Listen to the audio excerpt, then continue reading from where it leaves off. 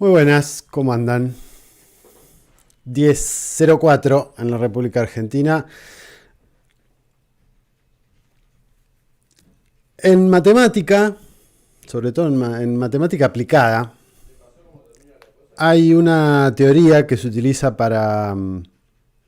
o se utilizan modelos para estudiar la interacción en estructuras formalizadas de incentivos. Lo que en criollo es igual a decir juegos. Esta se convirtió en las últimas décadas en una herramienta para analizar el comportamiento de los distintos actores envueltos en un determinado conflicto, sea económico, biológico, de computación o informática, psicológico, en filosofía, incluso en el ámbito de la guerra. La teoría de juegos se ha aplicado para analizar todo tipo de fenómenos sociales, sobre todo, en los que esté envuelto el uso de la racionalidad a la hora de tomar tal o cual de dirección cuando se llega a un punto de conflicto. Interesantísimo sería poder hacer un paralelismo para intentar comprender la actualidad, dado que parece que en Occidente la han olvidado esta teoría, a no ser que las élites gobernantes del Occidente colectivo se hayan convertido directamente en seres irracionales. Solo a modo de ejemplo, dado que tampoco es que somos especialistas en teorías matemáticas, todo parece indicar que mientras Occidente juega al póker, al ritmo del hegemón y con tambores de guerra resonando de fondo, el sur global opta por planificar y llevar adelante estrategias que se parecen más al ajedrez o al Go, emblemático juego chino.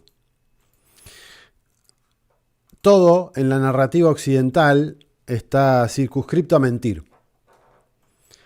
Desde las más altas esferas de los gobiernos hasta la reproducción en medios de comunicación o las fake news en redes sociales, los cambios de algoritmo cuasi permanentes para que solo veamos una forma de contar el mundo. Y si no les gusta, quizás hasta te censuran. Ejemplos hay de sobra, pero esta semana, sin lugar a dudas, el hecho más resonante o más peligroso fue el anuncio de Estados Unidos de la posibilidad de entregar armas nucleares a Ucrania. Esto para supuestamente defenderse, entre unas comillas muy grandes, de Rusia. Un paso adelante dentro de las ya muchas líneas rojas que ha cruzado ese occidente colectivo y que nos coloca al borde de la locura directamente. Pero no fue la única. Desde folletos preparándose para la guerra o anunciando de posibles enfrentamientos en países europeos, el discurso del almirante holandés Rob Bauer, presidente de la Comisión Militar de la OTAN, quien hizo un llamamiento a las empresas europeas de ese bloque para que se preparen para un escenario de guerra. Serbia, sin ir más lejos, u otros países de la Unión Europea, ya hablando de búnkers o de lugares para proteger a la ciudadanía en caso de una guerra nuclear.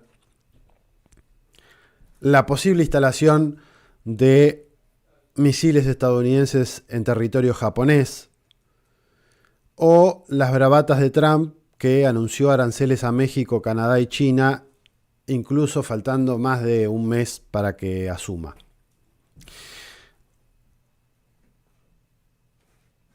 Del otro lado del tablero, países con tradiciones, culturas, idiomas, sentires muy distintos, pero que comprendieron que debían unirse, planificar y buscar la mejor manera de quitarse de encima la bota opresora de Occidente.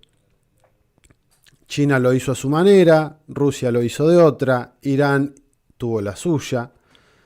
La alianza de estados del Sahel, que involucra a Mali, Níger y Burkina Faso, está buscando su camino propio.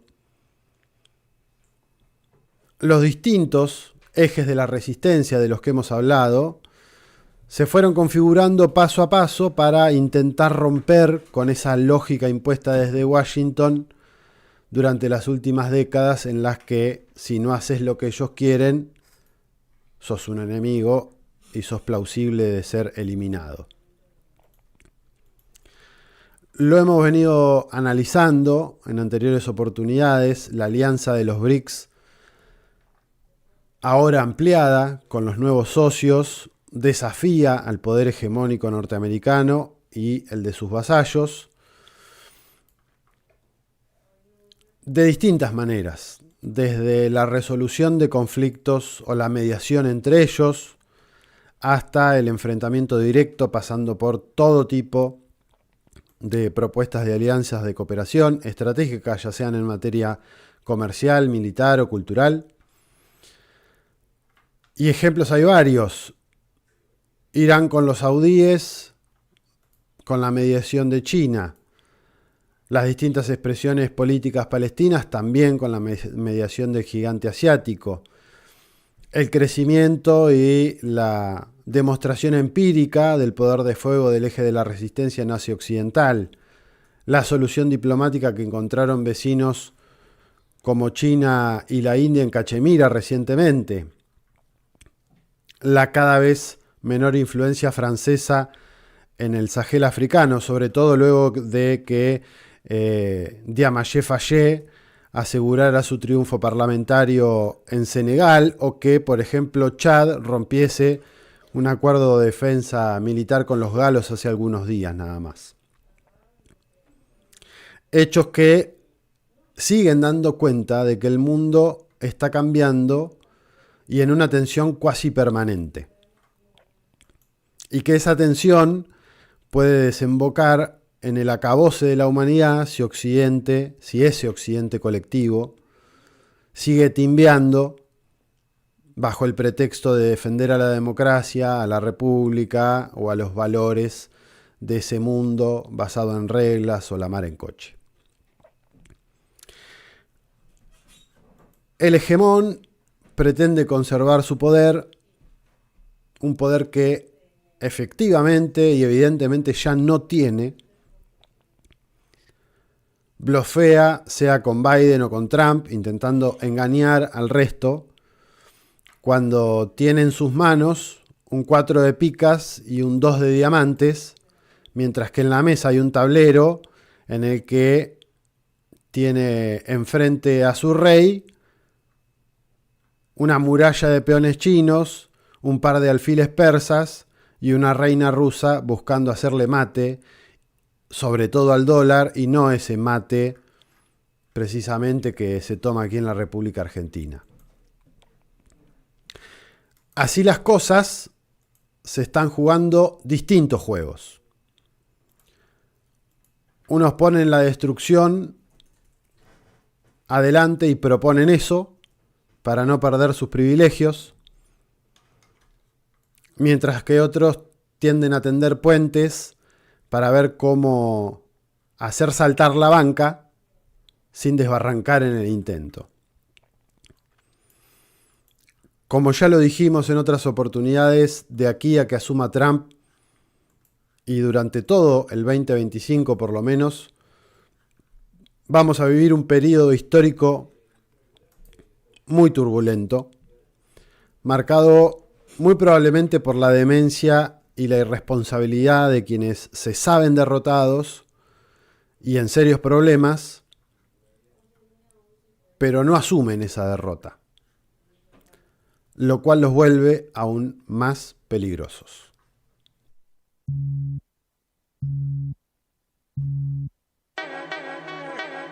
A paso de hombres ciclos anuncian ciclones e ideas como capas tectónicas se sobreponen en la gran aldea. Pase y vea contradicciones, volverse una usina de héroes y heroínas de la prole. Ahí va, Tupac Amaru dándole guerra infinita al sacro rey de España, aun siendo educado por jesuitas, por las mismas mañas libertarias que un tal Miranda le encargó a Bolívar, nacidas de logias en Bretaña. Vea, así de extrañas esta tierra de glaciares y ritos chamanes, ambientando selvas tropicales entre los caimanes, donde hombres se hacen inmortales en la muerte como Allende o en la vida como Chávez, mandando al carajo a los planes de quien nos trajo miserias y muerte en nombre de la paz y del trabajo. Vea usted delante la larga marcha de gigantes que alzando la voz evidenció el desfile de elefantes tras tu espalda, aunque la amarga espada del tirano les traiga miseria, muerte a las manos como a Belgrano. Y millones de ejemplos hay, como Arbolito, el hombre se hizo un mito al grito del último Zapucay, o aquel Black Star Line que a Garvey eternizaría, prometiendo a obreros bananeros volver a Etiopía, muerto a sangre fría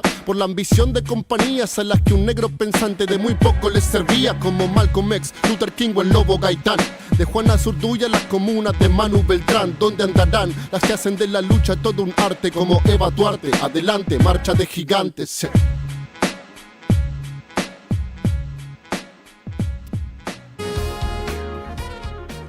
Muy buenas, comenzamos un nuevo programa de Marcha de Gigantes aquí en Comunidad Ferroviaria desde el estudio Emilia Oscamaita Curi. Señorita Miranda Cerdá Campano, ¿cómo dice que le va? Bien, o sea, no tan bien, me estoy mirando al flequillo, veo que está en un cumpleaños y no estoy tan bien.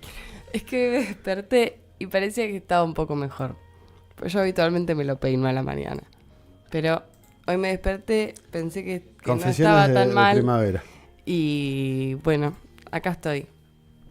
Bien. Pero muy cansada, muy cansada. Pero bien.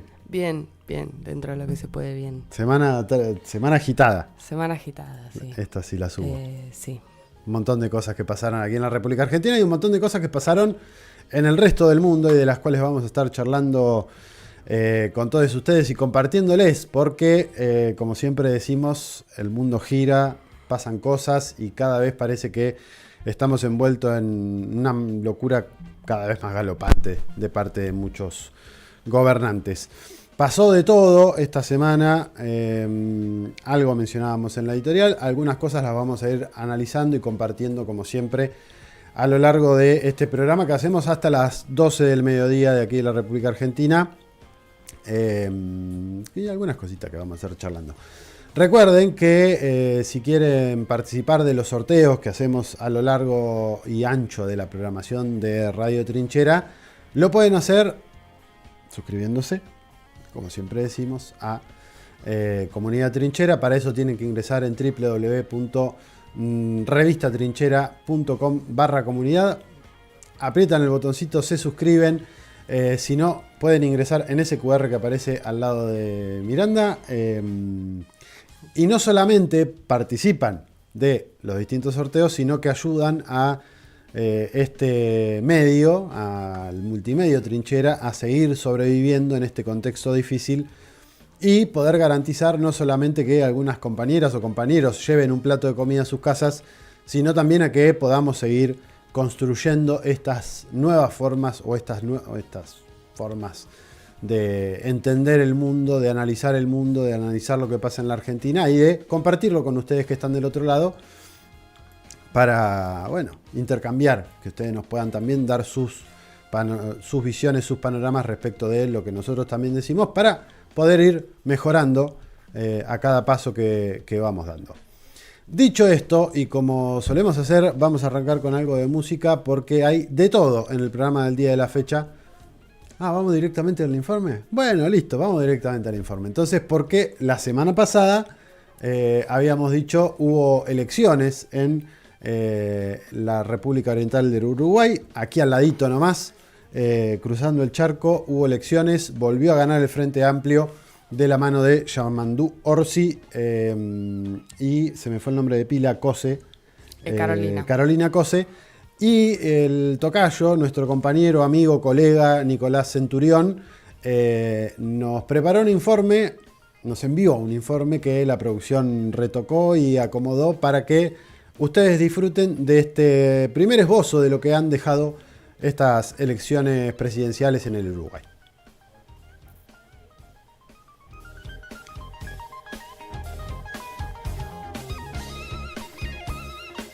Victoria del Frente Amplio este 24 de noviembre en la segunda vuelta en el balotaje que le da el acceso a su cuarto gobierno en la historia. La fórmula Yamandú Orsi y Carolina Cose resultó triunfadora versus la fórmula oficialista de la coalición republicana, la coalición multicolor de Álvaro Delgado y Valeria Ripoll.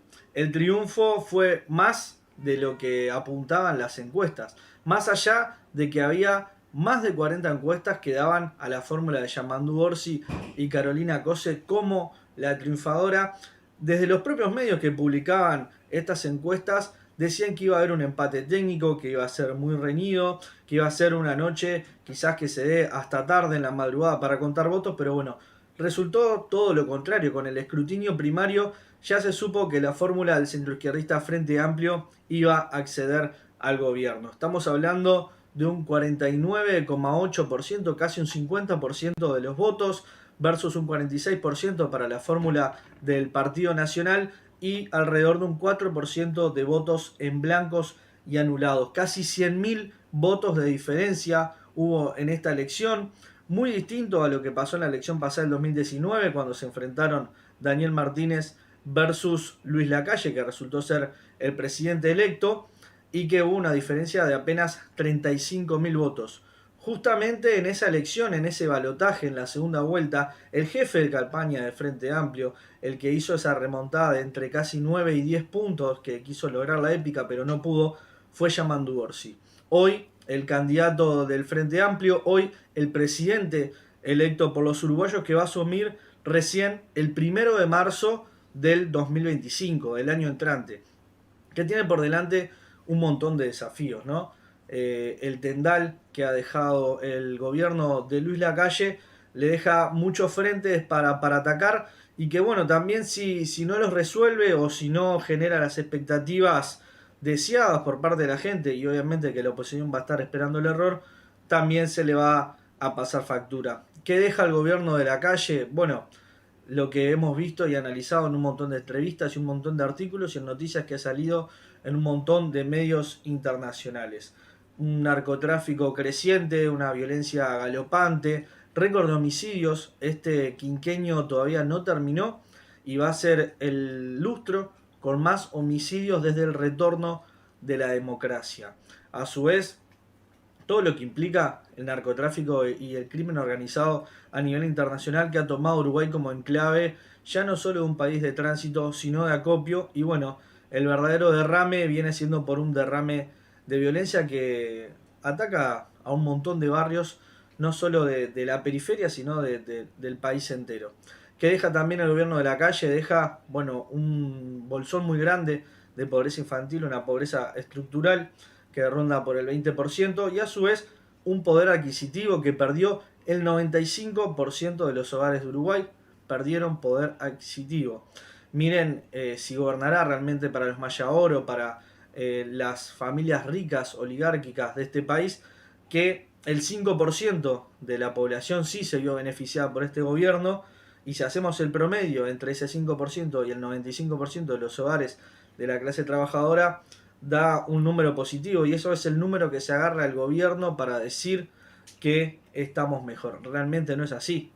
Realmente se gobernó para estos Maya Oro, como dijo Lacalle en su momento, para este 1%, 5%, para las multinacionales, para sus amigos, para este capitalismo de amigos que tiene el Uruguay.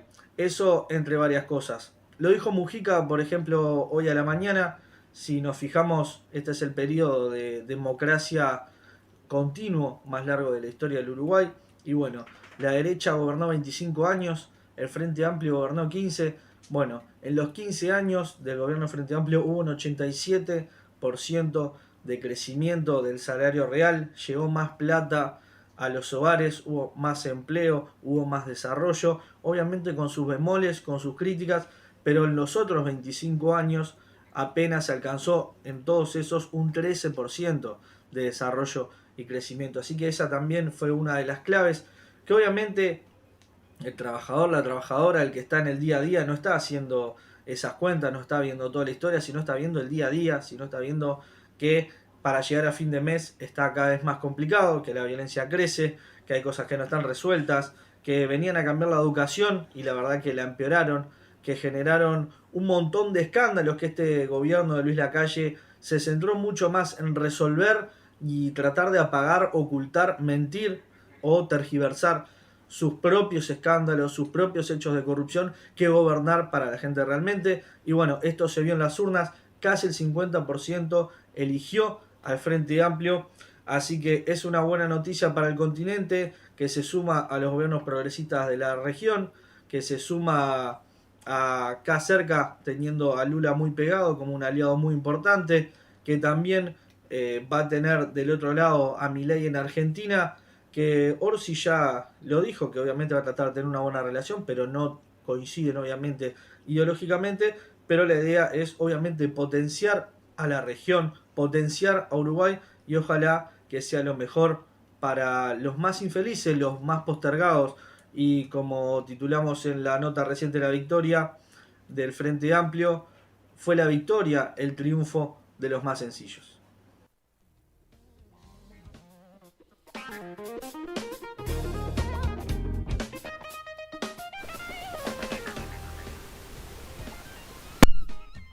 Ahí está. ¿Qué te pasa?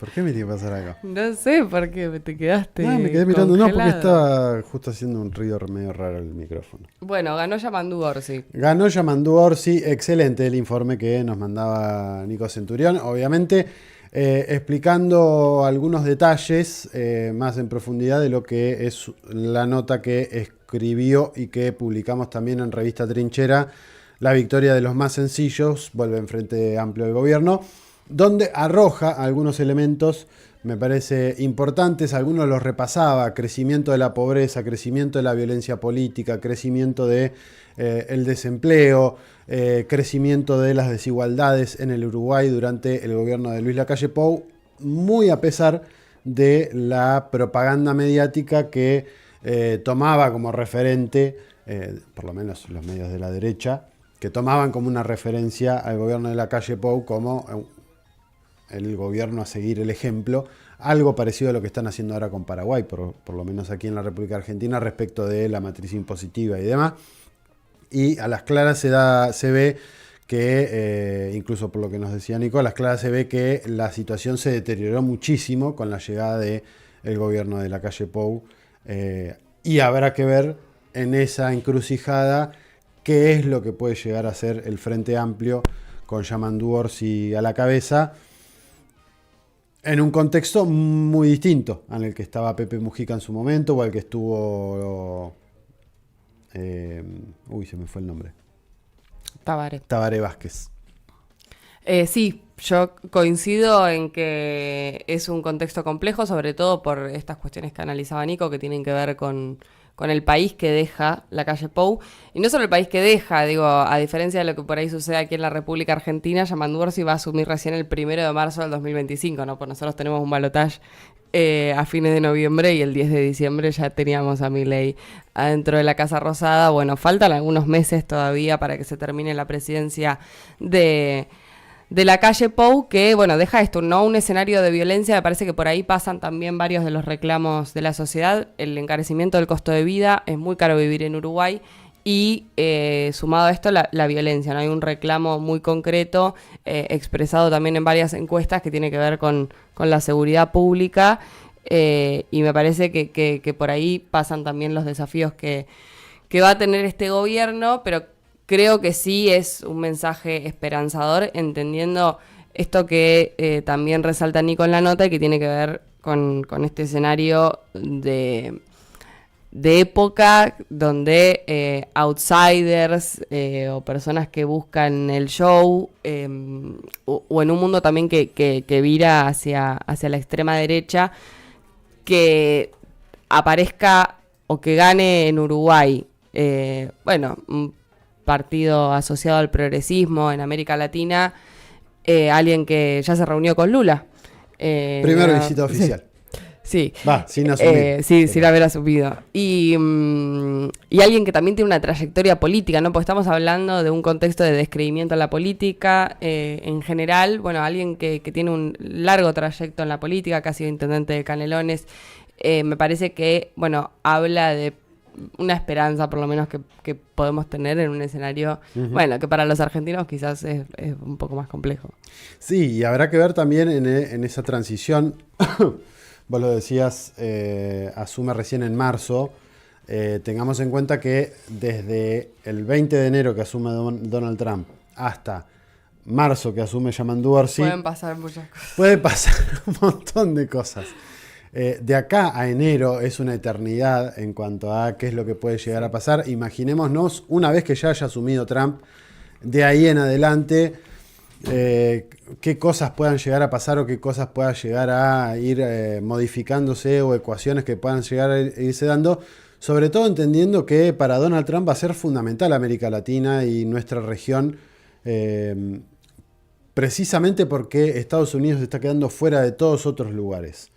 Entonces también en ese marco hay que entender la elección de Yamandu Orsi y del Frente Amplio y las dificultades o los desafíos que puede llegar a tener el gobierno del Frente Amplio en Uruguay, sobre todo teniendo en cuenta que Lula tampoco es que la está pasando muy bien. De hecho, esta semana veíamos cómo la devaluación del real generaba un descalabro importante en las finanzas y en la economía brasileña.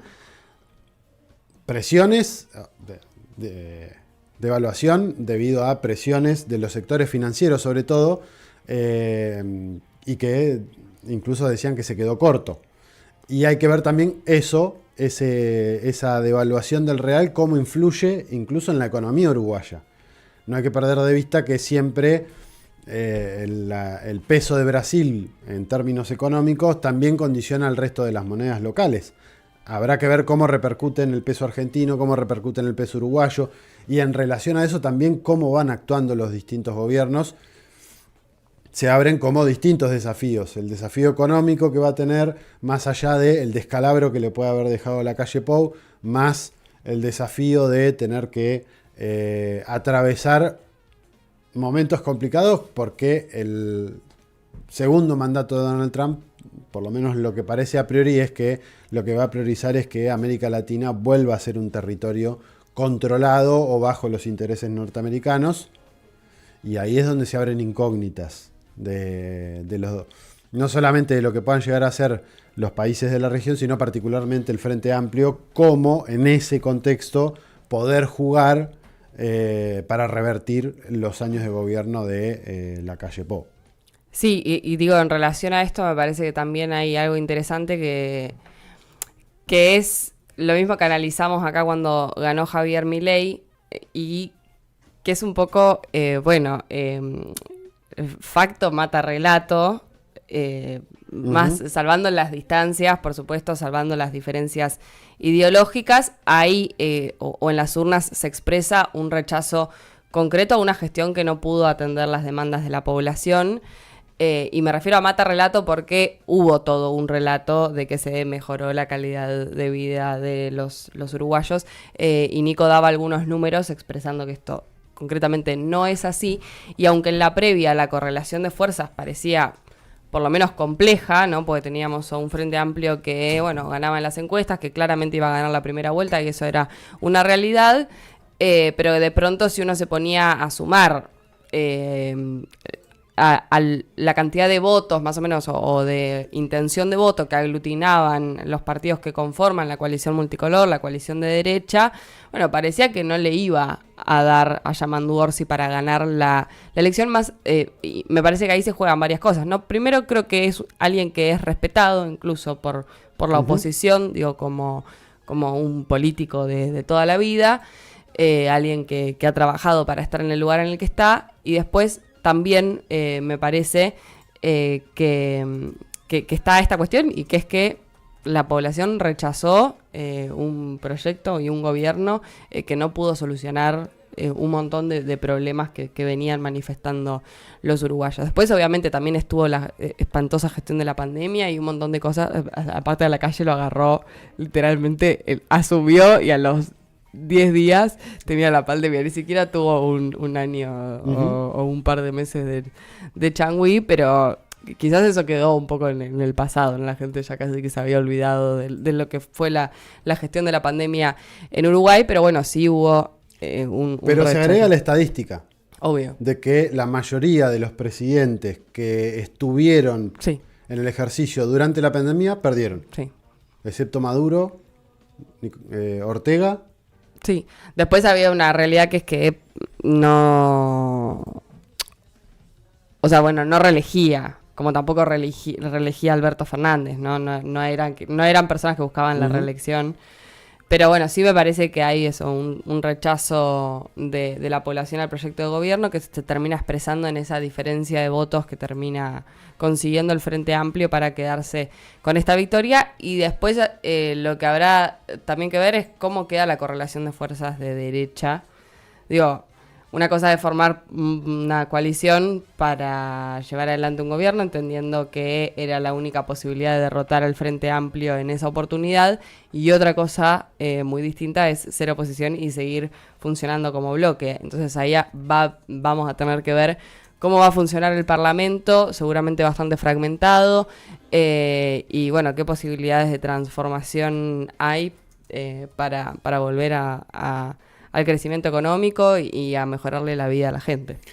Ayer fue el Día Internacional de Solidaridad con el Pueblo Palestino. Aquí en Comunidad Ferroviaria hicimos una actividad junto con un montón de colectivos y de expresiones que se acercaron para compartir un evento cultural, entre ellos bailes de la comunidad árabe de Berisso, comidas típicas, un montón de cositas lindas que estuvieron pasando, y uno de los que se copó y vino fue el autor del tema de arranque de nuestro programa. Estamos hablando de Orión XL, que vino, cantó un par de temas también, y aprovechando que además de ser quien nos grabó la apertura del programa, grabó, escribió, editó la apertura de nuestro programa, vamos a hacer también un pequeño homenaje y una gratitud a ese acontecimiento, a ese hecho, a ese estar siempre solidario con el pueblo palestino y con las causas justas. Y vamos a escuchar a Orión XL. En este caso llega con Delirante, una de sus canciones del disco Reason and Power. Así que... Mientras vemos si la gente se levanta, porque la gente Sí. está medio dormida hoy. No Está sé qué medio pasó, es dormidos, un me día parece. difícil. Sí, suena Orión. Yo soy un... Muy bien, seguimos en Marcha de Gigantes, 10:42 minutos pasadas en la República Argentina. Algunas noticias breves de lo que estuvo pasando en estos días. ¿Qué pasó? Nada. Ah, hiciste medio así, dije, no, ya me está retando. Algunas noticias breves, decíamos, de algunos hechos que estuvieron sucediendo estas semanas. Sí, bueno, los apagones programados continúan en Ecuador hasta la primera semana de diciembre. Seguramente sean postergados y continúen durante enero o no, entendiendo que el 9 de febrero hay elecciones presidenciales. En Ecuador, quizás como parte de la campaña, Daniel Noboa decide empezar a darle suministro a su país, pero la realidad es que por ahora la situación es bastante crítica en relación al suministro de energía, en relación a la violencia y a un montón de otras situaciones. Recomiendo una nota, o en realidad análisis político, que está colgado en el portal de CELAG, que escribe Alfredo Serrano Mansilla y se titula "¿Se puede ganar una elección siendo un inútil?". Y es una nota que habla de Daniel Noboa, hace un análisis interesante respecto de lo que va a suceder en las elecciones, o de lo que puede llegar a suceder en las elecciones presidenciales de Ecuador. Así que, bueno, recomiendo. La nota de Alfredo Serrano Mansilla. Decíamos en la editorial algunas maniobras peligrosas. Hace un par de días lo que se termina advirtiendo la vocera o la portavoz del del Ministerio de Relaciones Exteriores de Rusia, María Zaharova, advirtió a Japón en reiteradas ocasiones por esta posibilidad de que Estados Unidos alcance un acuerdo con el país asiático respecto del despliegue de misiles en territorio japonés, misiles norteamericanos en territorio japonés. Esto, según Zaharova, representaría una amenaza real al territorio o a la seguridad de Rusia, algo que ya hemos venido marcando, muy similar a que los norteamericanos desplieguen misiles en territorio finlandés, noruego, en cualquier parte que sea cercana a la frontera de los Estados Unidos. Esto teniendo en cuenta que, como suele suceder, si lo miramos a la inversa, sería exactamente lo mismo. No le caería demasiado simpático a los Estados Unidos que China o Rusia o Irán o quien fuere despliegue misiles balísticos en la frontera entre México y Estados Unidos, o en la frontera entre Canadá y Estados Unidos, o en algunos países de Centroamérica. Sería exactamente lo mismo. Una zona de protección, entendiendo que son zonas de influencia que, más allá de que se bregue por la soberanía de cada país, hay determinadas cuestiones que tienen que ver con la seguridad, como el despliegue de misiles, que se terminan convirtiendo en una posible amenaza. Es lo que desde la vocería de la Cancillería rusa denuncia y advierte María Zaharova. ¿Querés que te diga otra? Si tenés otra, dale con otra. Bueno, lo decía recién, pero profundizo un poco. El electo presidente uruguayo Yamandu Orsi visitó en Brasilia al presidente de Brasil, estamos hablando de Lula da Silva, en una cita que fue denominada por los dos como una conversación entre amigos, donde particularmente lo que se discutió, está claro, Lula está tratando de acercar socios para de una vez por todas aprobar el acuerdo entre el Mercosur y la Unión Europea, un acuerdo que debatimos ayer, que tiene como principal opositor a Francia, una Francia que también está buscando entre sus socios europeos a alguien que banque la parada de no firmarlo.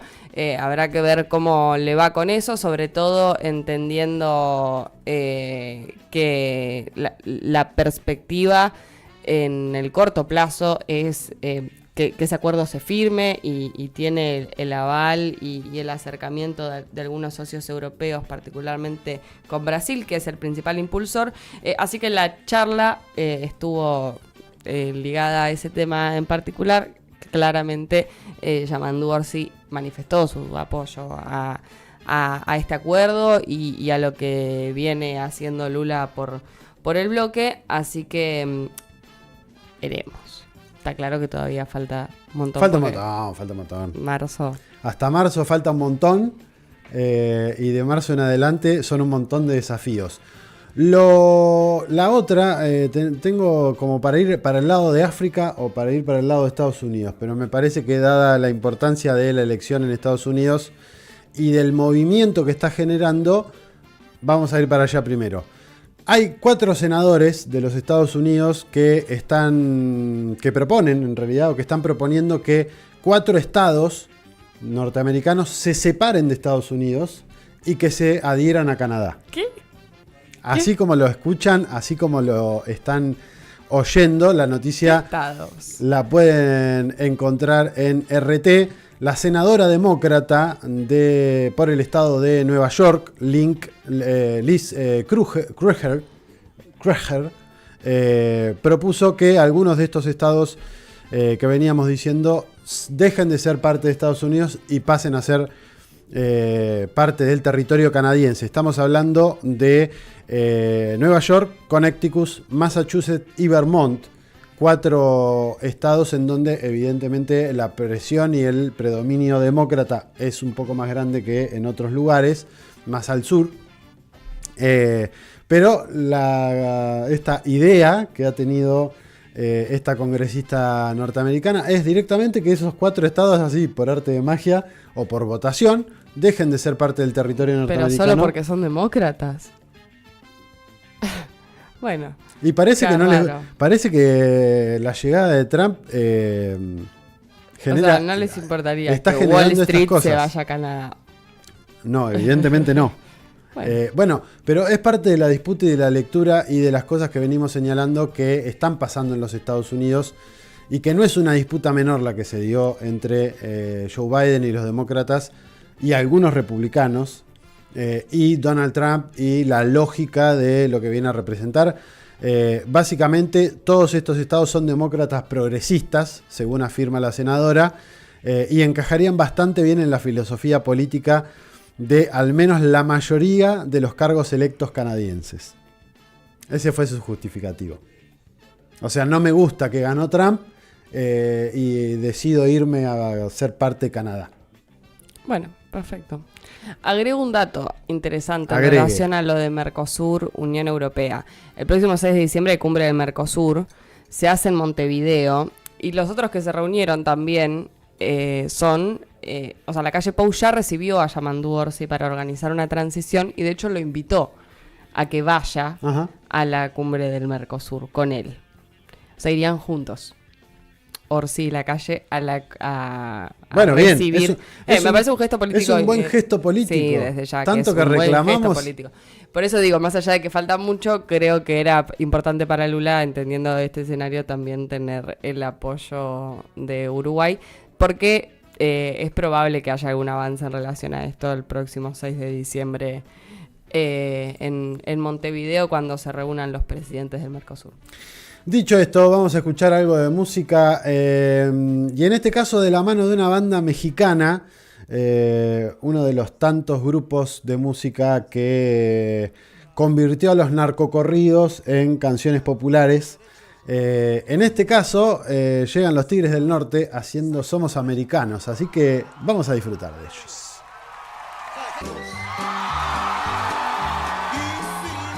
Viene a cuento la de los Tigres del Norte, viene a cuento de lo que se le ocurría recién a esta senadora norteamericana que quiere ser canadiense, parece. Que además dijo, en vez de cruzar ilegalmente todos nosotros hacia Canadá, porque directamente no nos sumamos como estados a Canadá. Bueno, la producción quiere que nos peleemos. Paralelismo, no nos vamos a pelear. Paralelismo con lo que escuchábamos en la canción de los Tigres del Norte, donde una de las cosas que relatan en esa canción es cómo los norteamericanos le robaron 8 estados a México, a lo que era México. Para mí lo que podemos hacer es... ¿Qué cosa? Y antes del programa planeamos en casa una pelea, tipo la organizamos para venir para acá y tener algo organizado. O sea, es difícil pelearse en vivo realmente, pero podemos... ¿Pero para qué? ¿Por qué? Porque sube el rating pelearse, se sabe. Se sabe que pelearse sube el rating, entonces podemos empezar a organizar para Encuestemos a quienes están del otro lado, a ver si suma Hay o muy no poca suma. gente del otro lado, la gente Si suma o está si no durmiendo. suma. Bueno, podemos poner una encuesta para mí, toda la semana. la pelea, un ratito, 5 minutos de pelea, garpa. Como el otro día que team nos... real, digamos. Sí, me encanta. Bueno. Aparte a Rial le va muy bien haciendo lo que hace. Es un Sí, gran pero conductor de radio. Pero ya no hace lo que hacía antes, que era espectáculos y se peleaban todos en vivo. Bueno, pero es bárbaro. Hace otra Bueno, cosa. pará, escuchen. Hoy es el día del hincha de San Lorenzo. Yo le iba a decir al principio porque me imaginé que Pedro, mi gran amigo Pedro, iba a estar del otro lado y dije, bueno, voy a decir feliz día a todos los hinchas de San Lorenzo. Bueno, si mi papá me está escuchando, feliz día. Gracias, Mati. Feliz día a todos los hinchas de San Lorenzo, feliz día para mí. Y es el día del mate también. O sea, hoy era Camila dice sí pelea en el chat. Sí, pelea, claro. ¿Ves? La gente apoya, banca. Bueno, no sé, qué sé yo. Bueno. Día del hincha de San Lorenzo. Sí, me decís feliz día. Feliz día. Gracias. Ya te lo había dicho igual. Y día del mate. Y día del mate. O sea, está ideal para estar escuchando marcha Y tomando mate. Claramente, es una hora Exactamente. espectacular. Yo ya Así voté. que vayan levantándose. Acabo de votar. En la Bueno. encuesta que pusimos en el canal de YouTube. Garpa Canal al pelea. cual quienes estén en la aplicación pueden venirse y sumarse a quienes están en el canal de YouTube donde nos están viendo. Ahora en breves minutos vamos a hacer algunas entrevistas, así que los invitamos a que vengan. a, bueno, seguir charlando sobre algunas de las cosas que están pasando. Dicho esto, recordarles que se pueden suscribir a la comunidad trinchera y participar en el día de hoy del sorteo de una pizza de Pizzería Popular, si no me falla la memoria. Del otro lado me corregirán, si es que están escuchando del otro lado. No sé, no, pero yo están ya en un te 15, ya te pero lo bueno. confirmo. Sí, Pizzería ya. Popular, vamos con Pizzería Popular, entonces. Un sorteo de una pizza para hornear de Pizzería Popular, muy rica pizza. No tenemos destacado. Tuvimos la suerte de haber ganado uno de esos premios y haber disfrutado de esa pizza de Pizzería Popular, muy rica. Muy simple. ¿Cómo tienen que hacer para suscribirse? Tienen que entrar a www.revistatrinchera.com/comunidad y ahí se suscriben. Se suscriben, eligen el aporte que puedan hacer. Cualquier cosa nos ayuda un montón para seguir creciendo, para seguir haciendo esto que hacemos, que lo hacemos con mucho amor, con muchísimo compromiso. Y esperando que en algún momento podamos ser un aporte a la construcción de un país mejor. Lo somos. Sí, que sí, tengamos obvio, más masividad. Obvio que lo sabemos, pero En que algún tengamos momento. más masividad para poder llegarle a más gente. Y eso necesariamente se hace con plata. No sé, lamentablemente y necesariamente. No sé también. si la foto que mandó el Parce es una provocación o no, porque mandó una foto escuchando Marcha de Gigantes, lo cual, bien parcero, ahí del otro lado bancando, pero con un termo con el sticker de estudiantes. Malísimo. No, o sea, está bien. Está es tomando hincha, mate, Está es bien. hincha de Estudiantes. Está tomando mate, manda el termo, es hincha de Estudiantes, tiene el escudo de Estudiantes pegado, me parece perfecto. ¿Cómo salieron ayer? Perdieron, pobres. Pobre parcero. Bueno, 10:59 en la República Argentina. Dicho esto, también recordarles que pueden dejarnos sus mensajes en el 221-314-6881. Repetimos, 221-314-6881. Si nos mandan audios, que no sean muy largos, por favor. Dicho esto, hacemos tanda y a la vuelta seguimos con la segunda hora de programa, de este programa número 38 en el acumulado del año de Marcha de Gigantes. Desde sus estudios ubicados en 11:05 en la República Argentina arrancamos esta segunda hora de programa de Marcha de Gigantes, programa número 38 en el acumulado del año, en lo que va de este 2024, en el que analizaremos, como venimos analizando, algunas cositas más. Alguna de ellas tiene que ver con hechos que venimos mencionando desde la editorial hasta recién cuando hablábamos de Uruguay, lo que puede llegar a pasar con Brasil. Y una de esas cosas que decíamos, bueno, hay que prestarle atención, ver qué pasa y demás cuestiones, es el resultado de las elecciones en Estados Unidos y cómo a medida de que iban pasando los días se iba conociendo algunos de los nombres. Todos.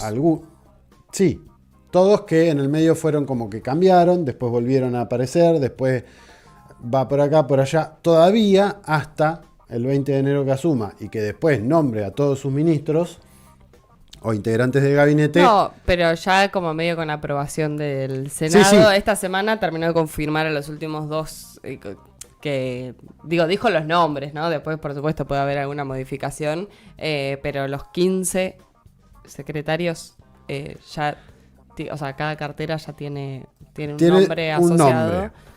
Algunos, muchos repetidos de lo que fue la gestión 2016-2020, así que hay que ver. Por eso, decíamos, hay que ver qué es lo que va sucediendo. De todas maneras, si querés, repasemos cuáles son esos nombres específicamente de lo que va a ser el gabinete de Donald Trump.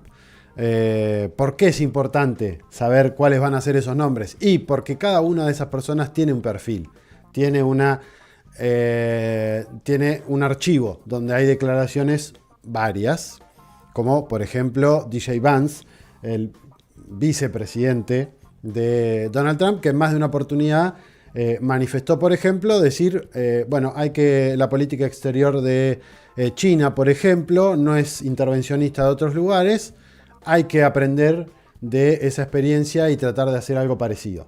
Bueno, es una marca distintiva o es una marca que se diferencia de lo que viene haciendo la administración actual de Joe Biden y de Kamala Harris. Por ejemplo, para citar uno de los ejemplos en materia internacional de disparidad o de diferencia entre unos y otros. Bueno, los nombres.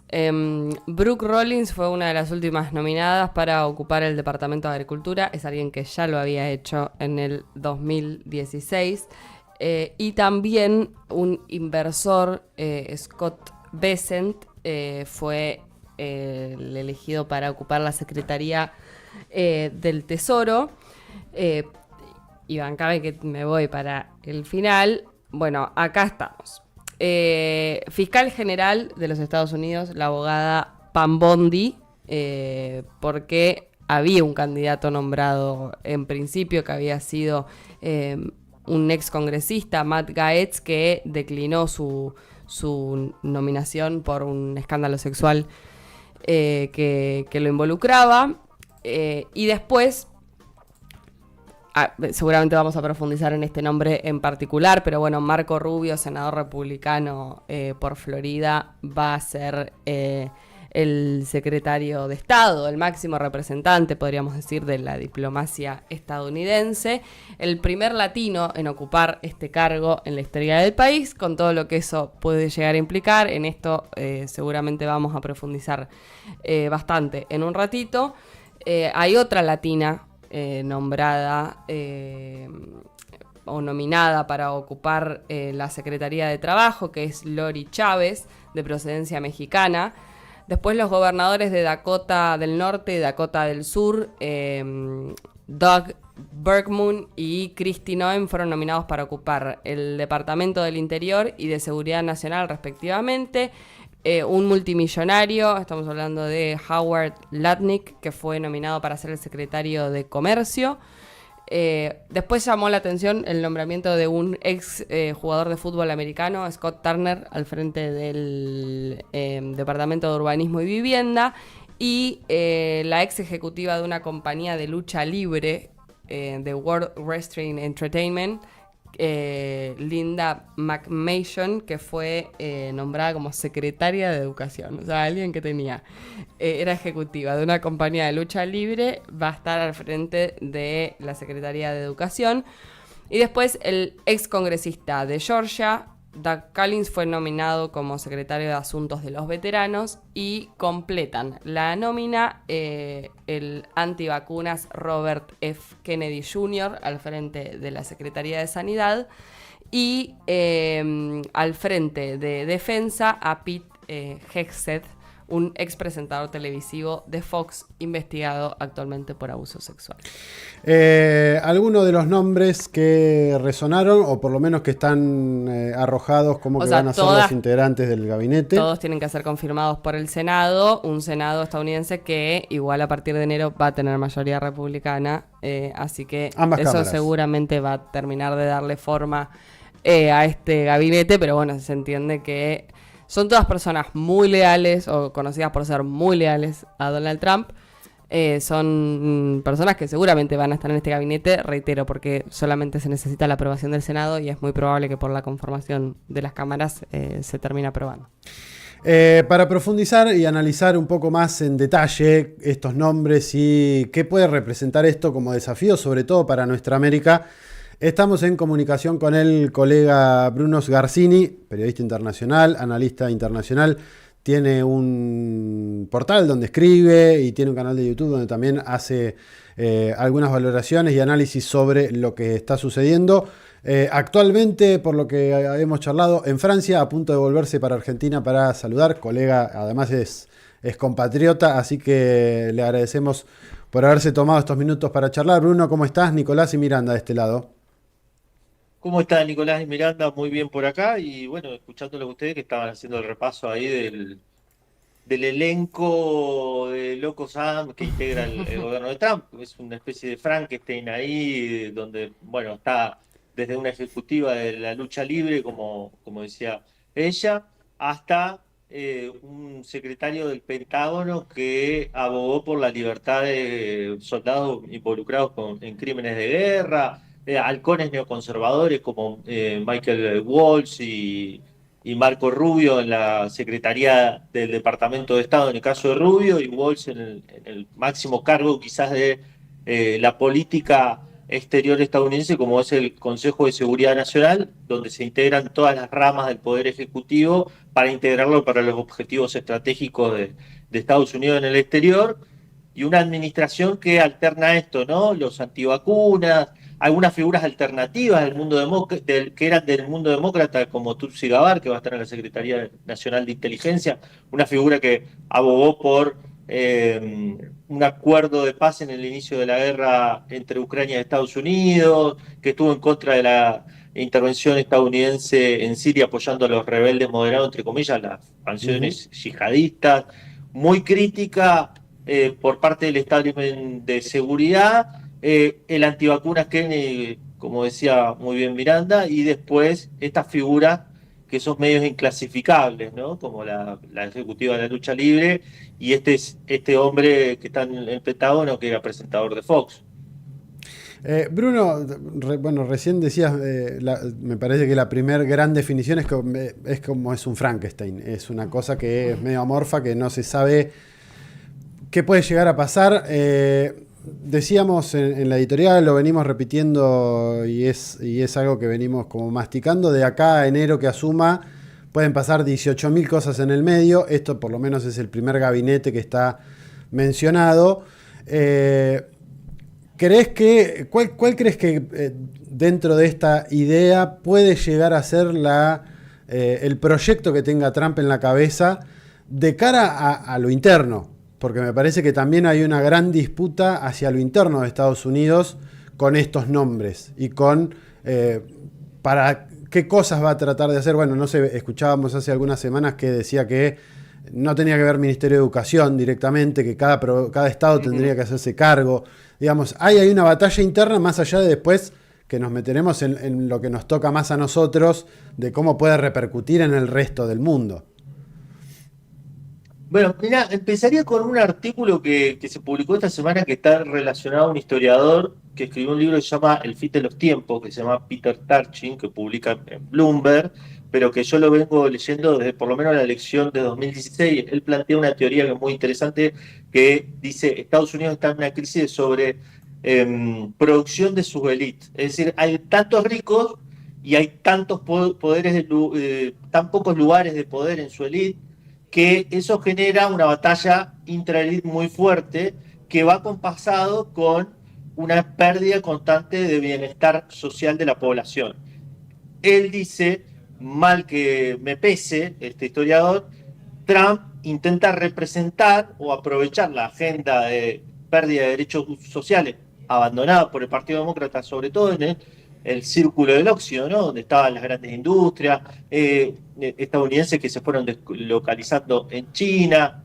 Y este grupo de ricos ha adoptado una agenda que alterna entre la conspiranoia y el mundo alternativo con una agenda libertaria muy parecida a la de Javier Milei.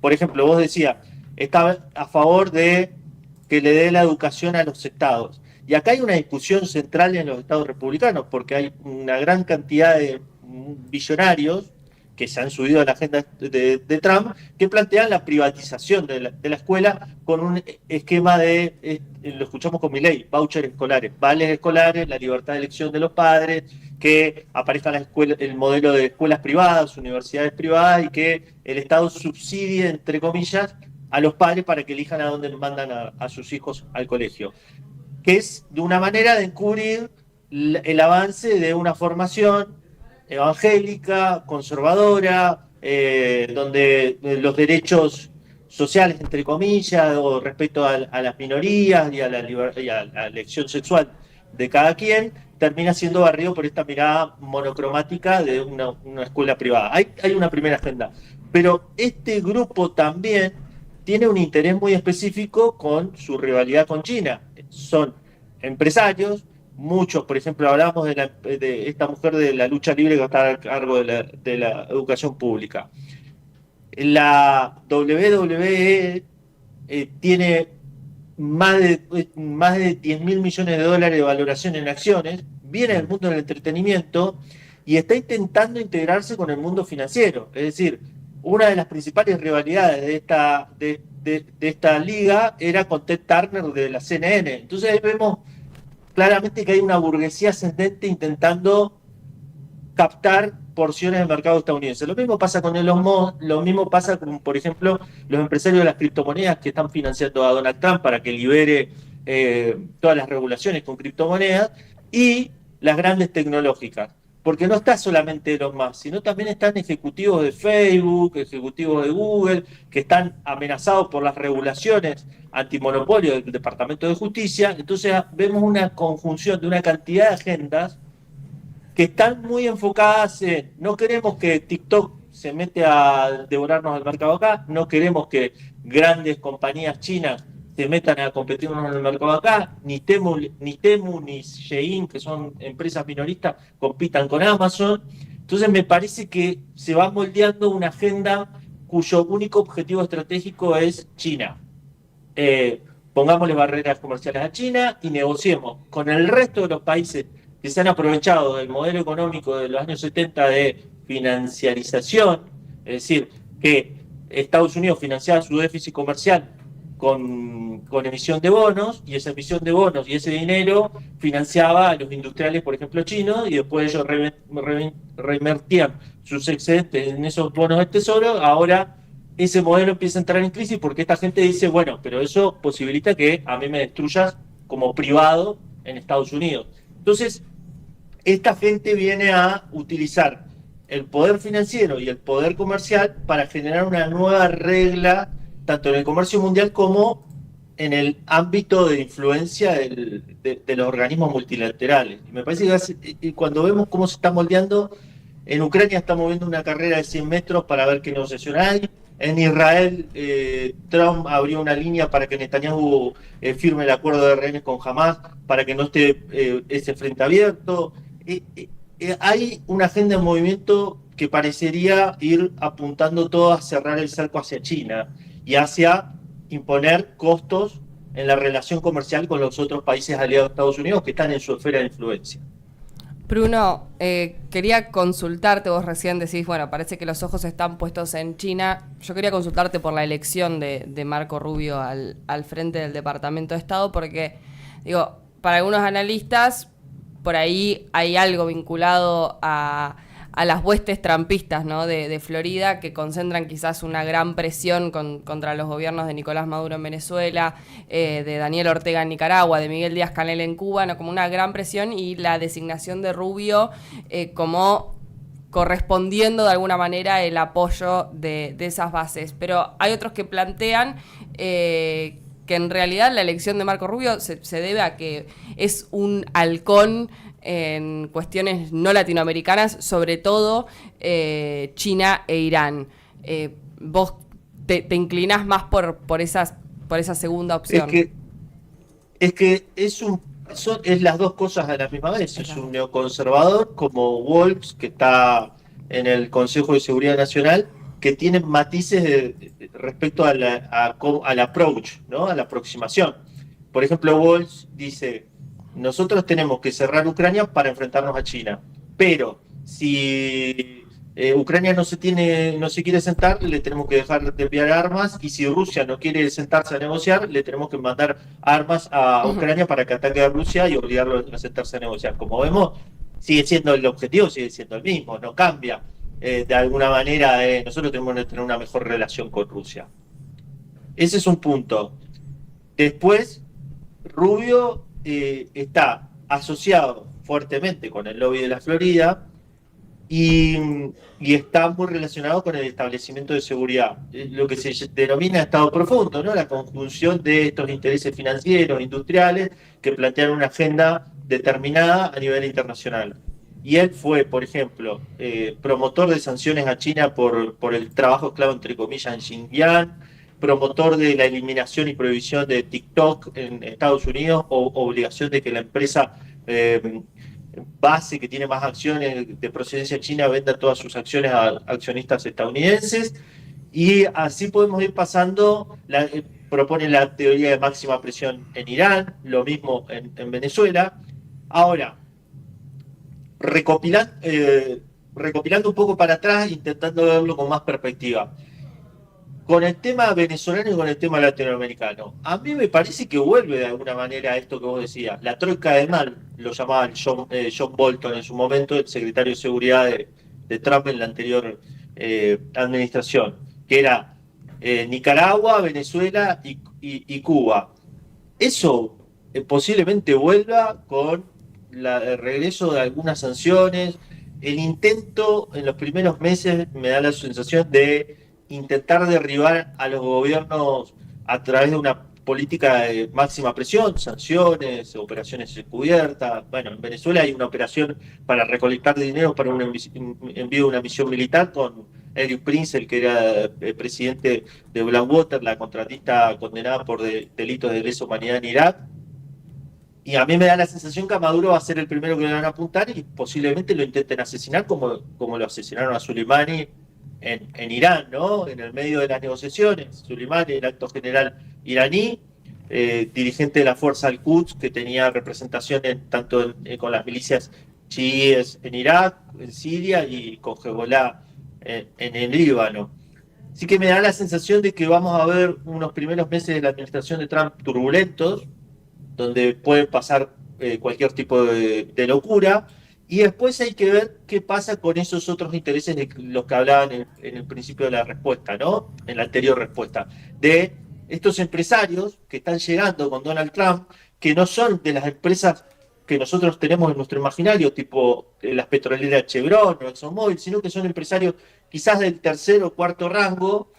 Que hay uno, por ejemplo, que acaba de colocar al secretario de Energía, que se llama Harold Hamm, de Continental Resource, enfocado en fracking, por ejemplo, que están propugnando una agenda de energía fósil determinada, donde la verdad, la posibilidad de entrar a Venezuela, invertir sin tener grandes regulaciones, a nivel muy barato y tener un financiamiento internacional es una oportunidad de negocios importantísima, porque Venezuela sigue teniendo no solamente una reserva de crudo extrapesado, según los analistas, numerosa, que para el que nos está escuchando, crudo extrapesado es muy difícil de sacar porque un bitumen, o sea, es muy viscoso, entonces hay que diluirlo para transportarlo y después hay que refinarlo con muchos diluyentes.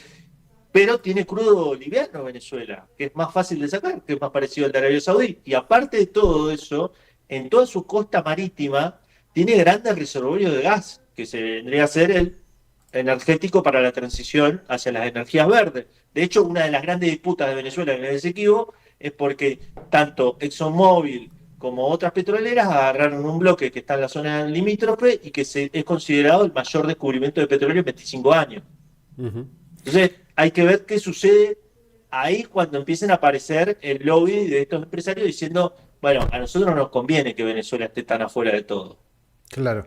Bruno, más allá de esto que coincidimos con esto de esta tríada, entre comillas, del mal que van a significar Venezuela, Cuba y Nicaragua, ¿cómo crees que puede llegar a ser la relación de Trump con el resto de América Latina? Digo, por ejemplo, con Yamandu Orsi, que es el presidente electo en Uruguay, con el propio Javier Milei, porque también acá hay todo como una cuestión así como de ensoñamiento con Donald Trump, cuando Donald Trump es bastante proteccionista, por lo menos por lo que parece que va a ser su gestión.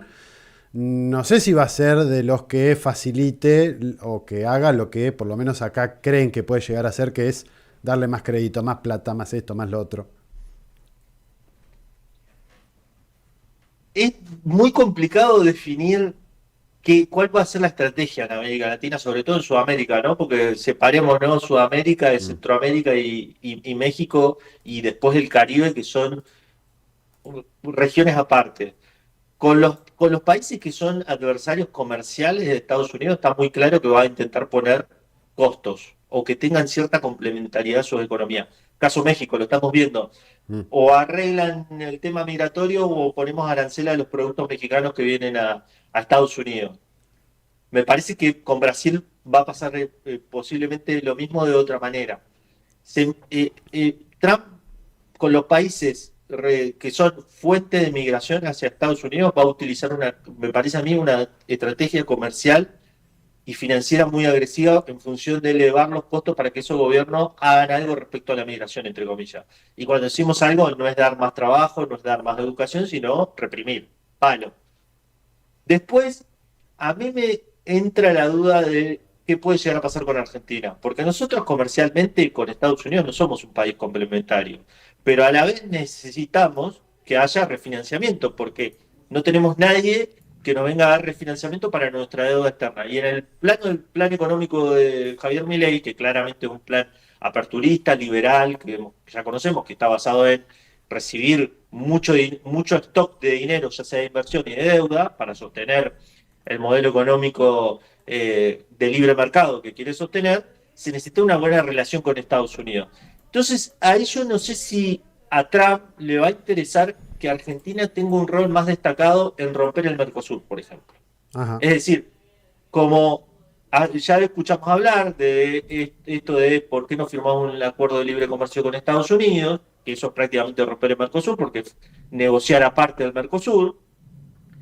Y ahí me parece que Javier Milei está dispuesto a jugar un rol divisivo respecto a Brasil. Y un Brasil que yo creo que Estados Unidos ya lo viene haciendo hace varios años, lo hizo con la operación Lavadero de Auto y con la actuación de la justicia estadounidense contra varias transnacionales brasileras, tiene un interés estratégico que es que las potencias regionales en América Latina vayan perdiendo un poco de influencia, ¿no? Porque la manera en la que está actuando Estados Unidos es prolongar de alguna manera su imperio, o sea, su dominio económico, en función de quitarle las porciones de mercado e influencia que tenían otras regiones con la globalización. Lo estamos viendo en el caso europeo con el tema de la energía, pero en América Latina, como te decía, lo vimos con este ataque tan fuerte a las transnacionales brasileras. Entonces ahí es la duda que me entra a mí, si no podemos convertirnos nosotros de alguna manera en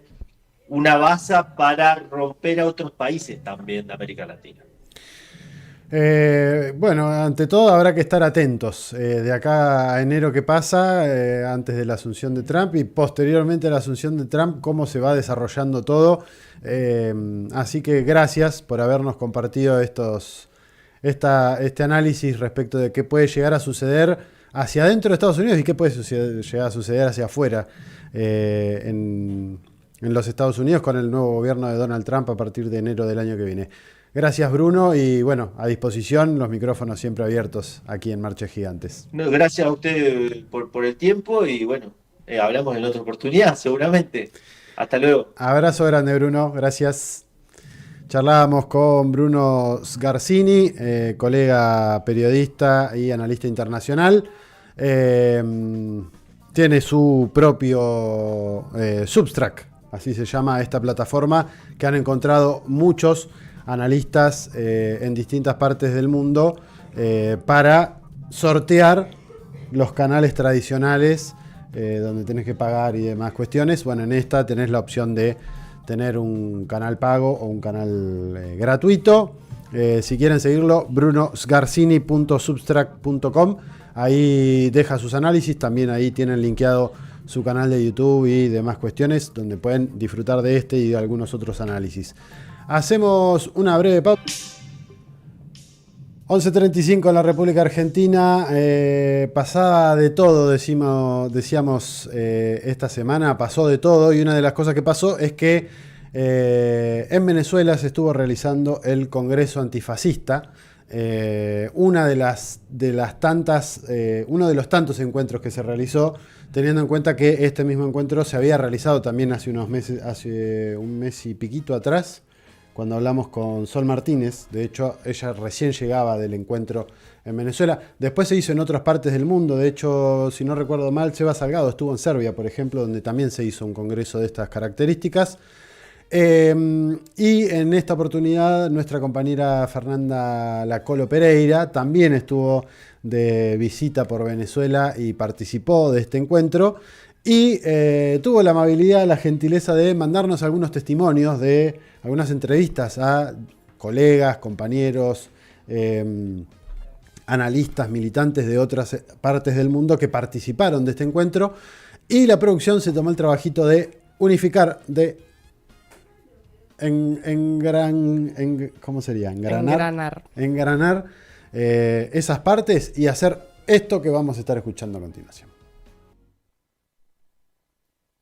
Estamos aquí en la segunda fase de este Congreso Antifascista, que Venezuela la vuelve a poner de nuevo en el foco internacional, y la vuelve a poner de nuevo en el foco internacional dando otra lección al mundo, y otra lección de combate contra el fascismo, de combate también contra el sionismo, que al final es lo mismo. O sea, que aquellos que dicen y que hablan de Venezuela tienen muchísimo que aprender de Venezuela y de su presidente Nicolás Maduro, siempre luchador con las causas justas y siempre luchador antifascista. Hemos estado acá en esta jornada de la Internacional Antifascista, discutiendo, debatiendo aspectos de cómo desarrollar esta iniciativa a nivel internacional y, por supuesto, también en cada uno de nuestros países. En lo específico, en el capítulo Chile, nos llevamos una serie de elementos y definiciones que se han resuelto acá para implementarla a nivel nacional, ¿ya? La internacional tiene que plantearse e instalarse como un referente importante en la lucha antiimperialista, anticapitalista, antifascista, que son las características que mueven hoy al antifascismo, ¿ya? Pero también debe tener una opinión clara y una referencialidad clara respecto a los proyectos nacionales, ¿ah? Es necesario enfrentar todas estas expresiones que hoy instala el imperialismo en América Latina, en el mundo, que busca balcanizar a nuestros países. Sabemos que en los países en donde el fascismo ha hecho estragos, siempre la peor parte se la han llevado las mujeres y la población más vulnerable. Es por eso que nosotras no vamos a dejar y no vamos a permitir que en nuestros países se instale una agenda fascista y que vaya en contra de lo que tanto nos ha costado construir a nosotras. Con nuestra lucha, con nuestro trabajo y con nuestra resistencia vamos a defender a nuestros países. Hoy, donde vemos una agenda fascista en países como Argentina, vemos los grandes retrocesos que están ocurriendo en materia de género, en materia de mujer. Por eso nosotras no asumimos una posición pasiva ante esta realidad. Echar una mirada también a lo internacional, es un contexto general el que estamos viviendo de avance del fascismo. Ahora mismo estamos precisamente en Caracas construyendo una estructura internacional para combatir esta expresión del capital financiero cada vez más desesperado en esta región del mundo, porque evidentemente no están perdiendo mucho campo, mucho camino, ¿verdad?, que habían construido con los gobiernos de ultraderecha, que en algunos momentos tuvieron retrocesos y en otros han tenido pues este advenimiento tan terrible como el que surgió con Bukele en El Salvador, con Bolsonaro en Brasil y por supuesto con Milei, que se ha vuelto emblemático en América Latina. Todos en América Latina tenemos un muy mal concepto de Milei, así que estamos con ustedes permanentemente en esta solidaridad de analizar cómo un monstruo como ese, como un Bolsonaro, como un Bukele, o ahora con un Trump también en Estados Unidos, tiene que tener una resistencia y una resistencia colectiva para ser derrotados en el campo de la ética, en el campo de la política, ¿verdad?, y en el campo de la historia, ¿verdad? Nosotros tenemos el interés particular en Venezuela por la experiencia que están desarrollando con el proceso de la comuna. Ningún proceso revolucionario, ninguna expresión de socialismo va a ser posible sin la participación de la gente, sin la democracia participativa. Necesitamos romper con el Estado tradicional que ha sido diseñado por la burguesía para dominar a los pueblos, independientemente. Todas las expresiones de izquierda, los gobiernos de izquierda han tenido esa camisa de fuerza que les impide avanzar en la transformación profunda de raíz del sistema capitalista. Por eso tenemos el reto, las izquierdas, El Salvador en particular, Venezuela, Cuba y Argentina, de transitar de esta democracia representativa, de esta democracia de las élites, de esta democracia de la burguesía, de la oligarquía, a la democracia. Desafíos para nosotros en El Salvador están basados en la construcción de una alternativa en el ámbito de la democracia. Pero, como lo decía, además de la articulación y principalmente hoy, como nosotros lo sufrimos en El Salvador, es la gran avalancha en las redes sociales que Nayib Bukele, como especialista en las comunicaciones, como especialista en ser populista, en tener una característica del neofascismo, es experto en vender mentiras a nivel de América Latina y el mundo. El día de ayer, Nayib Bukele anunciaba el interés de expropiar, de los recursos naturales de El Salvador, sabiendo que es un país pequeño, donde tenemos pocos espacios de consumo de agua potable, y hoy Bukele quiere revertir justamente esa tendencia para poder sacar el oro, llevárselo con sus empresas amigas, con sus transnacionales amigas, y dejarle al pueblo de El Salvador la miseria de la contaminación, la miseria de las enfermedades y la miseria de la pobreza que genera la minería.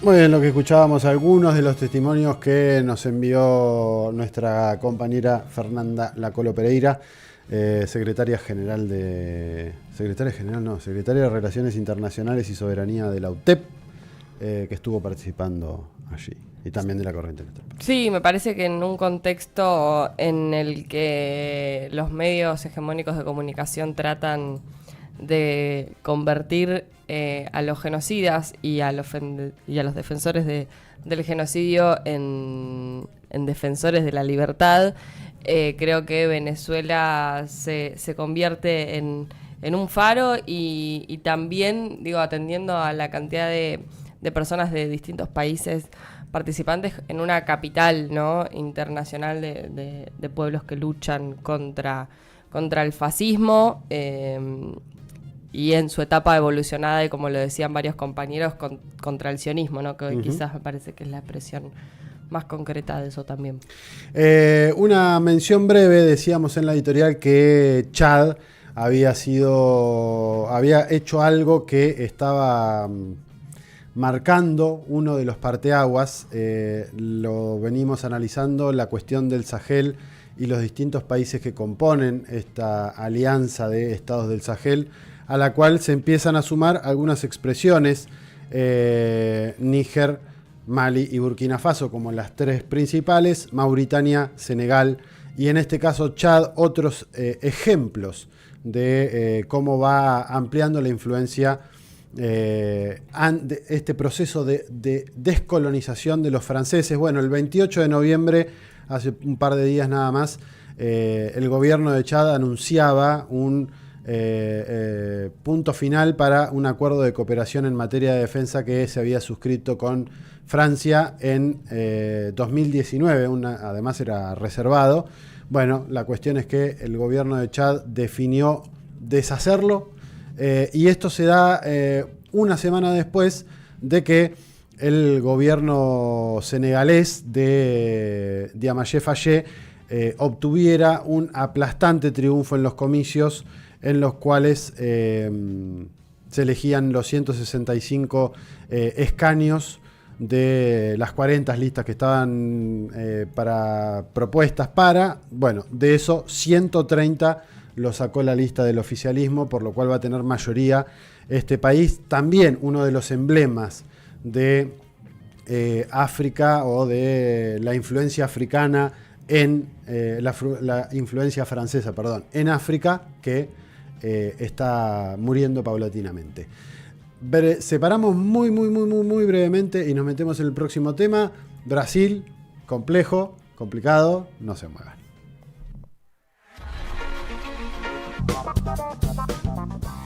Muy bien, nos metemos en este último segmento del programa. Decíamos, Brasil no la iba a tener fácil, Lula no la iba a tener fácil, no iba a suceder lo mismo que en los anteriores gobiernos de Lula, iba a ser otro el contexto. En este momento se da una tensión cada vez más creciente respecto de esa disputa de poder que sabíamos que iba a darse dentro del bloque de gobierno, del frente de gobierno, sabiendo que el contexto internacional cambió, y cambió bastante. Y en ese contexto se da algo que lo veníamos analizando, lo veníamos marcando en otras oportunidades, que es esta investigación que empieza a hacer la Policía Federal brasileña, que termina con la detención de algunos militares brasileños, y con la acusación a Jair Bolsonaro de ser parte de un plan para asesinar no solamente a Lula da Silva, sino también a su vicepresidente Alckmin y a el juez de la Corte del Supremo Tribunal de Justicia de Moraes. Para analizar este y algunos otros hechos, porque decíamos Brasil devaluó hace algunos días nada más y eso también puede generar ruidos internos, estamos en comunicación con Bruno Lima Rocha, analista internacional, docente, politólogo, docente de Relaciones Internacionales y politólogo, a quien le agradecemos por estar en contacto unos minutos con nosotros. Bruno, muy buenos días. Nicolás y Miranda de este lado, ¿cómo estás? Hola, hola. Bueno, gracias por la invitación. Ojalá pueda ayudar a debatir los temas brasileños, ¿no? A ver, Bruno, primero, ¿qué viabilidad o qué fiabilidad o qué tránsito puede llegar a seguir por esta acusación contra Jair Bolsonaro y esta investigación que hace la Policía Federal respecto de algunos integrantes de las fuerzas vinculados con un intento de golpe, magnicidio y demás? Mira, todo es bastante concreto, ¿no? Porque lo que la Policía Federal hizo fue consiguió un software, infelizmente israelí, y con este software del Estado sionista consiguió romper la clave de datos que fueron excluidos del celular del teniente coronel Mauro César Cid. ¿Quién es? Es hijo de un general 4 estrellas reformado que estaba haciendo el contrabando de joyas para financiar al exilio de Bolsonaro en caso de que se fuera para la Florida más tiempo que se quedó allá, y era su ayudante de órdenes. Y en este plan, con esta recuperación de datos, sí, ahí finalmente se descubrió que hubo el intento de magnicidio y más, y Bolsonaro se ha reunido 14 veces con los conspiradores entre la fecha que perdió las elecciones, el último domingo de 2022, hasta el 28 de diciembre cuando se fue. Y él mismo dio la aprobación de 12 o 15 de diciembre para el intento de magnicidio. ¿Qué pasó? Bolsonaro no firmó el acta o un decreto presidencial que estaba siendo requerido por los conspiradores militares. Y no hubo el consenso del alto comando del ejército, aunque en el entonces el ministro de Defensa, que es del ejército, aprobó, el comandante en jefe de la Armada aprobó y dijo que iba a poner sus fusileros a disposición, no lo puso, por suerte, pero el consenso sería de los 14 generales de 4 estrellas que en el entonces tenía el alto comando del ejército. Y la hipótesis más contundente sería que una vez que no habría el consenso del alto comando y Bolsonaro mismo tiene esta costumbre de dar la orden y no la banca, ¿no? Digo, hace una bulla danada y no banca la consecuencia y no ha firmado nada. En principio no estarían las condiciones y no se sabe por qué la operación misma de asesinato de Alexandre de Moraes no hubo consecuencia, porque habían 6 sicarios para matarlo, todos de fuerzas especiales del ejército. Y hubo, para terminar, hubo un cambio de agenda de media hora y con eso el seguimiento que lo estaban haciendo quedó suspenso. Y ahí abortaron la operación, pero después no recuperaron más, no se sabe por qué. Bruno, ¿son todas pruebas o elementos obtenidos a lo largo de esta investigación que demuestran de forma muy concreta la participación del entonces presidente de la República, Bolsonaro, en la planificación, en la actuación e incluso en el dominio, ¿no?, de esta operación, de esta organización criminal que no solo tenía por objetivo concretar un golpe de Estado, sino también asesinar a las figuras que acababan de ganar la elección? ¿Cuántos o qué es lo que falta para que Bolsonaro sea encarcelado? Porque creo que a Lula lo metieron preso por muchísimo menos. Mira, hay una diferencia. Yo siempre que hablo con medios argentinos intento explicar la diferencia. Brasil tiene un sistema de justicia más, yo diría, trabado, más despacito sería. Tenemos la figura del comisario de policía que hace la primera denunciación. Esto va a la fiscalía acepta o no y envía a la justicia. No hay una fuerza tarea común de juez de instrucción, por ejemplo, como está en Argentina. Lula fue preso sin pruebas materiales, pero pasó por 2 juzgados, con 2 cortes federales, y entonces era civil sin cargo. Bolsonaro solamente puede ser juzgado por este caso en la Suprema Corte.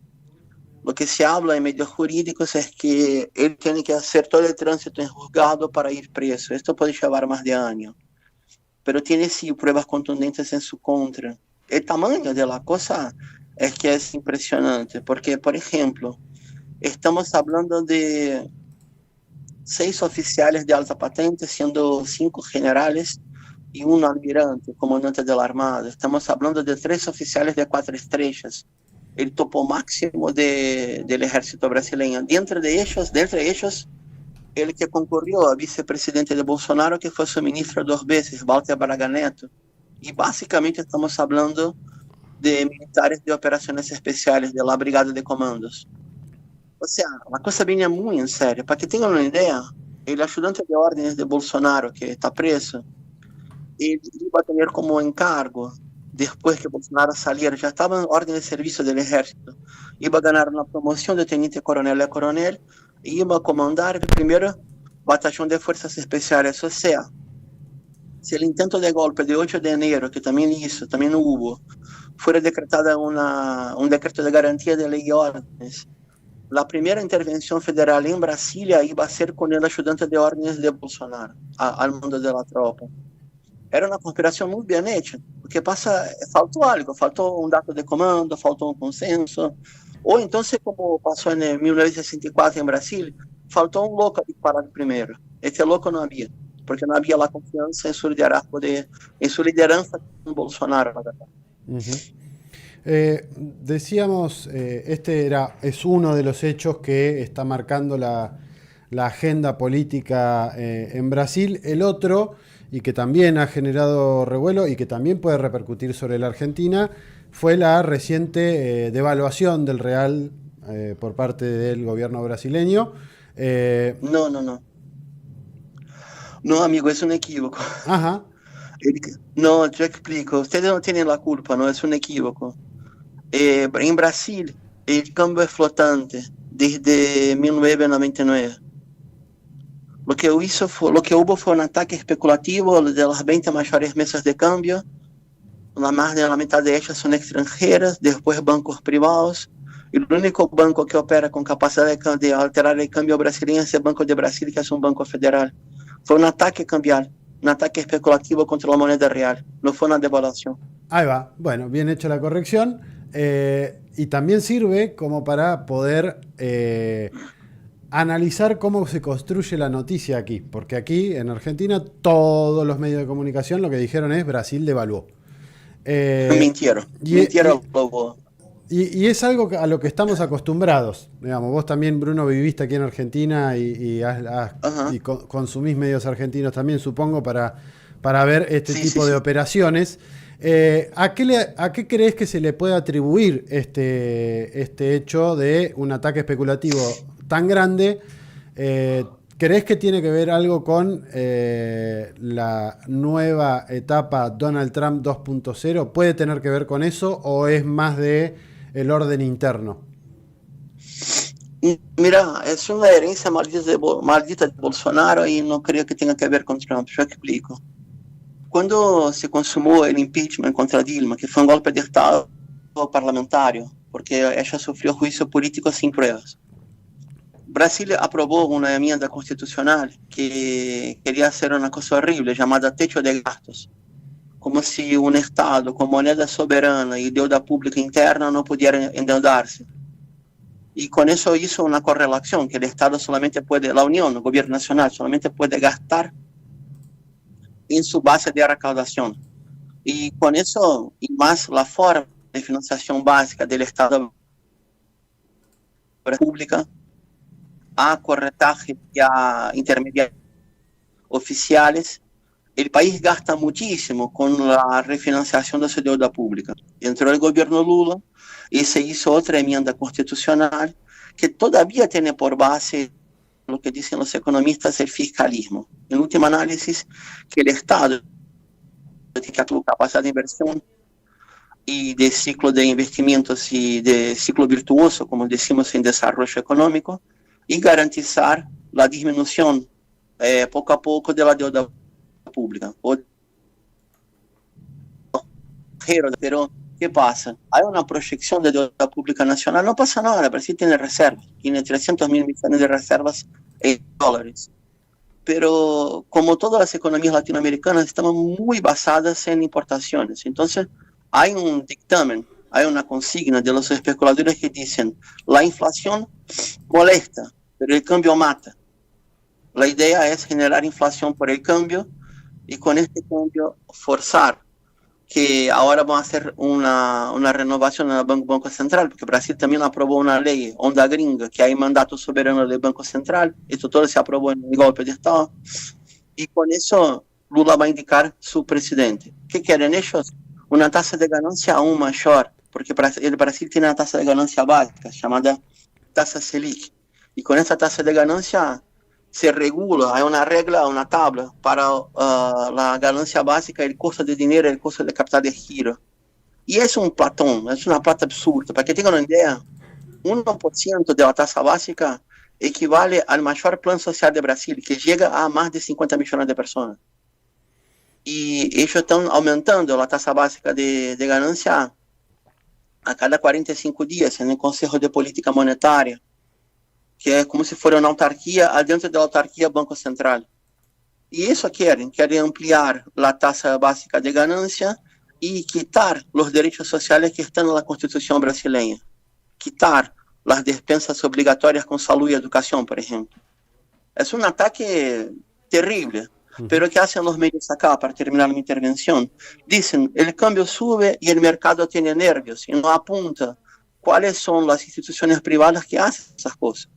Pero hay una lista. Yo les mando después. Por ejemplo, el mayor operador de cambio en Brasil es Banco Santander, que saca desde Brasil 24% de sus ganos líquidos hacia Sur en Brasil, a nivel mundial. 24% lo hace aquí. Y están operando otros buitres más, Goldman Sachs, Merrill Lynch, BNP Paribas, JP Morgan. Básicamente son bancos gringos, algunos europeos, unos 5 bancos privados brasileños que operan este cambio de forma criminal. Así es. Bruno, gracias como siempre por la explicación y seguiremos pendientes y atentos a qué es lo que vaya aconteciendo en Brasil. Así que gracias por estos datos y por esta explicación. Muchas gracias por la invitación, cuente conmigo. Un abrazo. Ahí estábamos charlando con Bruno Lima Rocha, analista brasileño, periodista, politólogo, docente de Relaciones Internacionales. Y así llegamos al final porque se nos hicieron las 12 del mediodía, así de rápido. Pero hay que hacer el sorteo. Sí, hoy no hay mochila y banderas, por eso nos extendimos un cachitito más. Vamos a hacer el sorteo, pero primero vamos a separar esto. Bueno, he perdido, básicamente. Sí, te vas a tener que pelear, porque así lo quiere el público. Y lo que quiere el público es sagrado, así que nos vamos a tener que pelear. Prepárate una pelea para el próximo 7. El último programa de Marcha de Gigantes es el sábado que viene. Es el último programa. Sí. Ah, sorteo, en vivo. 4, 3, 2, 1. Karina Arabel, que si no me equivoco es la mamá de Luchi, lo cual a mí me parece muy raro. No quiero decir nada. O sea, está el yerno del otro lado haciendo el sorteo y gana esta persona. Para mí es raro. Es raro lo que acaba de pasar. Pero te tenías que pelear conmigo, no con Mati, en teoría. Bueno, nada, me peleo por las dudas. Vive acá, o sea, se la va a comer ella. Vos decís que no se la va a comer ella. Sí, vive acá, pero yo ya sé que una vez ganó y estos subieron la foto diciendo, oh, qué rica la comida, qué rico. Bueno, en realidad no va a comer pizza, va a comer empanadas. Porque es celíaca. Es celíaca, así que no va a comer las empanadas. Se la va a comer. Puede haber empanada para celíaco en Roots. No creo, se la va a comer Mati Marchi que está festejando. Sí, mirale la cara. Yo creería que tienen... mirale a Mati Marchi la cara de felicidad que tiene con quien ha ganado el sorteo. Se esconde atrás de la gorra porque no puede ocultar. Que no pelees con quien después hace portada, que usa tu imagen y que puede... Vos haces lo que quieras. Yo te recomiendo no pelearte con quien después usa tu imagen para difundir el programa. A mí me bajás el tono y a mí no me amenazas. Yo te recomiendo nomás. Elegí bien sabiamente tus enemigos. Bueno. Bueno, le mandamos nuestra felicitación entonces a quien se acaba de ganar. Reiteramos, media docena de empanadas y 1 litro de cerveza de cooperativa alimenticia, vendría a ser Roots. Cosas muy ricas que tienen ahí. Apareció mi mamá. Apareció tu mamá, apareció el Parce, que también dejó ahí unos likes. Pónganle likes a... Dijo pelea, todo sea por los likes, dijo el Parce. Pónganle like a la cosa, así nos ayudan con los algoritmos. Bueno, gente, se nos terminó el programa del día de la fecha. En la operación técnica, Male Manes. En la producción, More Lopardo y Mati Marchi, aquí dentro del estudio, mirando Cerdá Campano y quien les habla, Nicolás San Pedro. Nos vamos a reencontrar la próxima para un último programa de Marcha de Gigantes de esta temporada 2024, a no ser que Mati Marchi y Delphi Venese se animen a hacer el 14, el último programa del año. Es una posibilidad. Si no, el 39, o sea, el programa de la semana que viene va a ser el último del año. Dicho esto, le mandamos saludos a Delphi Venese, que está de casorio. No de ella, sino de su hermana. De su hermana, así que... Ella fue la testigo. Un saludo. Debe estar ahora en el caso. No, o sea, claro, no sé, el civil, no sé, porque el civil ayer debe haber sido, yo la vi a Delphi con un vestido muy lindo, con todo fruncidito, acá ya estaba divina, y se ve que la fiesta era hoy. Los zapatitos, está hecho una reina. Fantástico. Verdad, le mandamos un saludo a Delphi. Le mandamos un beso, volvé Delphi. Y nosotros nos reencontramos el próximo sábado a la misma hora para seguir analizando qué sucede en este cada vez más alocado mundo en el que nos ha tocado vivir.